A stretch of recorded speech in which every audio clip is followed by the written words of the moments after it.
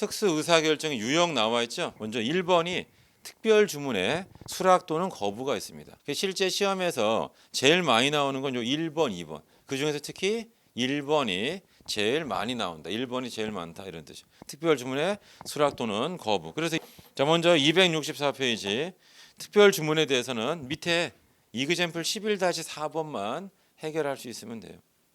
자, 11-4번은 같이 한번 해보겠습니다. 자, 미래는 A 제품을 생산해서 단위당 5,000원에 18,000단위를 판매하고 있는데 두 번째 줄 봐보세요. 회사 연간 생산 능력은 2만 단위가 된다. 연간 생산 능력은 2만 단위가 된다 이런 뜻입니다. 그런데 현재 얼마를 팔고 있냐면 18,000단위를 판매하고 있어요. 그럼 여기 2,000 단위를 우리가 뭐란 얘를 유휴 설비. 다른 말로 하면 얘가 뭐냐면 잉여 설비예요. 유휴 설비다. 또는 잉여 설비가 된다 이런 뜻입니다. 그럼 첫 번째 질문 이거예요. 아니, 생산 능력이 2만 개인데 왜 18,000개밖에 안 합니까? 수요가 없는 거예요. 이렇게. 그러니까 우리는 18,000개만 한다. 더 생산해봐야 재고로만 쌓인다 이런 뜻입니다.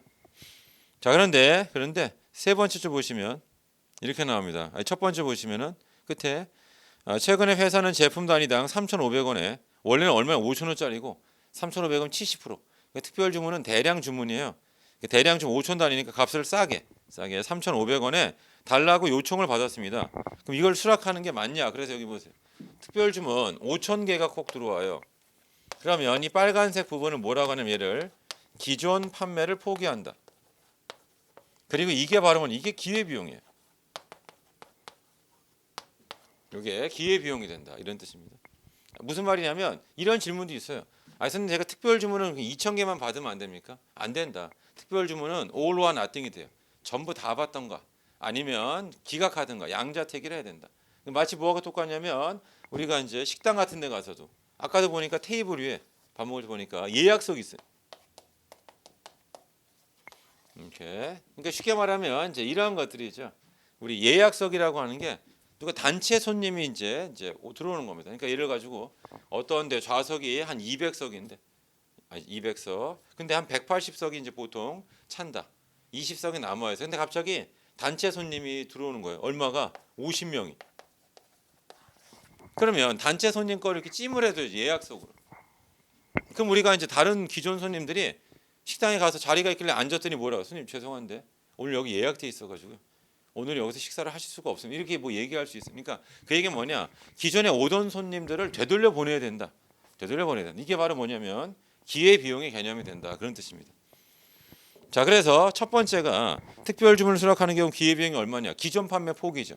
기존 판매 몇 개를 포기하냐? 3,000개를 포기한다. 기존에 얼마씩 벌고 있었냐면 그걸 구하셔야 되는데 첫 번째 5,000원씩 팔고 있었고요. 그 다음에 이렇게 줍니다. 세 번째 줄 제품의 단위당 변동 제조원가는 3,000원이고 그 다음이 중요해요. 별표 쳐보세요. 정규 시장 판매 단위당 변동 판매비인데 그 변동 판매비가 뭐다? 택배비예요.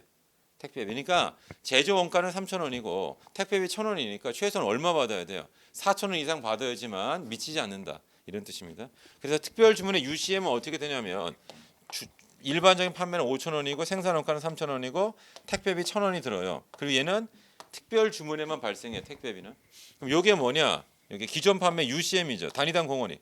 우리가 앞에 CVP니 뭐니 이게 다 필요한 게 다 뭐냐면 이 세상은 다 뭐예요? UCM. 단위당 공원이익의 세상이에요. 단위당 공원이익을 빨리빨리 구해야겠습니다. 얼마가 된다? 300만 원 된다. 그래서 1번은 쉬웠습니다.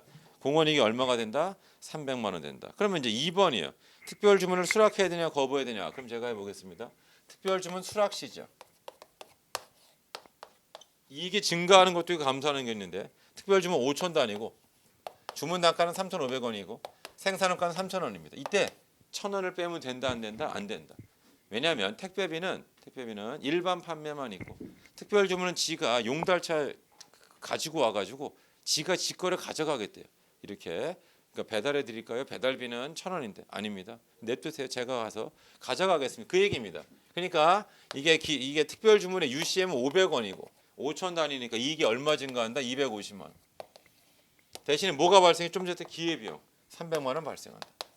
따라서 이 주문을 수락하면 이익이 얼마가 줄어요? 50만 원이 준다. 이게 50만 원 준다. 그래서 답은 뭐예요? 특별주문 기각이에요. 거부해야 된다. 왜? 특별주문을 수락하면 이게 50만 원 준다.